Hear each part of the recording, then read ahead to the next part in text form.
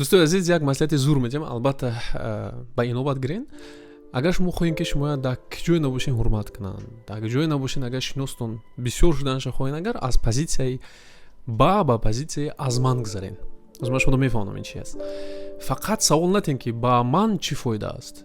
Як бор савол тен ки аз ман чӣ фоида аст. бовар кунед, ҳамин ки ман ҳамин чиза фикр кардан сар кардам, риоя кардан сар кардам, ҳам хеле бисёр шиносом шудан, ҳозир дар ҷое мерам, гарм қабул мекунанд. Акуд савол метин ки барои чӣ шинос дар кор аст? Чихе ки мода меган тага меган, акун ин тага нестасу, бо забони бизнес ира нетворкинг меган. Як чиҳатон набурояд ки чӣ қадар фоидаовар будани шуморо дар ҷамъият миқдори шиносои шумо аниқ мекунанд. Агар чӣ қадаре ки шиностон бисёр бошад, ҳамин қадар шумо одами даркоред. Ин мавзӯи дӯстои азиз мо ба тафсил дар шабакаи YouTube ҳоли суҳбат мекунем.